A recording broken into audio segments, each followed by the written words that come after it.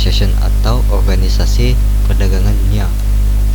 Dimulai dari definisi dulu. Perdagangan internasional merupakan hubungan kerjasama antar dua negara atau lebih untuk memenuhi kebutuhan rakyat.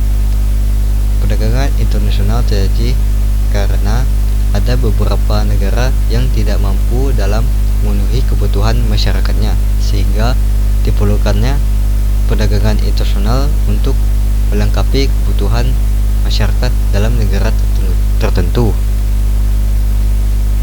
Ada dua teori mendasar tentang perdagangan internasional. Yang pertama adalah keunggulan mutlak.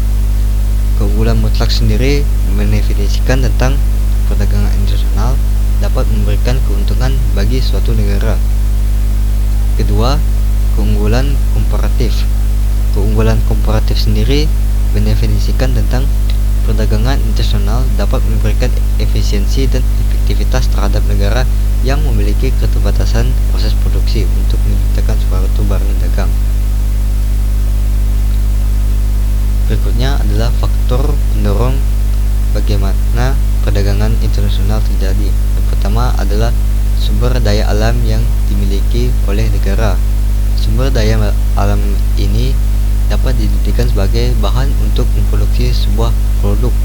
Bahan-bahan tersebut dapat diminta oleh negara lain untuk memproduksi produk untuk negaranya. Yang kedua, adanya perbedaan faktor produksi.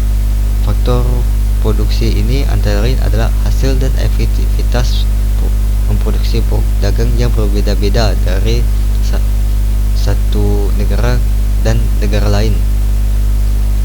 Yang ketiga adalah adanya kebutuhan dalam negeri. Nah, kebutuhan dalam negeri sini meliputi konsumen dalam negeri membutuhkan barang dan jasa yang tidak berasal dari dalam negeri itu sendiri. Sedangkan untuk yang keempat, keinginan bekerja sama. Nah, keinginan bekerja sama ini memiliki suatu alasan untuk mensejahterakan masyarakat secara umum pada suatu negara. Kita masuk ke World Organization Trade atau WTO. WTO merupakan organisasi yang mengatur perdagangan antar dunia. Tujuan terbentuknya WTO sendiri adalah untuk membantu produsen dan barang dan jasa, eksportir dan mengimportir dalam melakukan kegiatan untuk proses perdagangan internasional. Tujuan WTO secara filosofis sendiri adalah untuk meningkatkan taraf hidup dan pendapatan, menjamin terciptanya lapangan kerja, meningkatkan produksi dan perdagangan, serta mengoptimalkan pemanfaatan sumber daya dunia. Berikut adalah fungsi dari WTO itu sendiri. Yang pertama adalah mengatur perjanjian antara negara dalam perdagangan, mendorong arus perdagangan antar negara, memonitor kebijakan negara dalam perdagangan internasional, dan menyelesaikan konflik dalam hubungan dagang. Dari definisi yang ada di atas, kita bisa menyimpulkan bahwa evolusi perdagangan internasional dapat memicu terciptanya WTO atau Organisasi Perdagangan Dunia adalah karena satu, WTO terbentuk karena adanya keinginan suatu negara untuk melakukan perdagangan internasional. Yang kedua adalah WTO terbentuk karena ada beberapa negara yang saling membutuhkan untuk memproduksi sebuah barang dagang.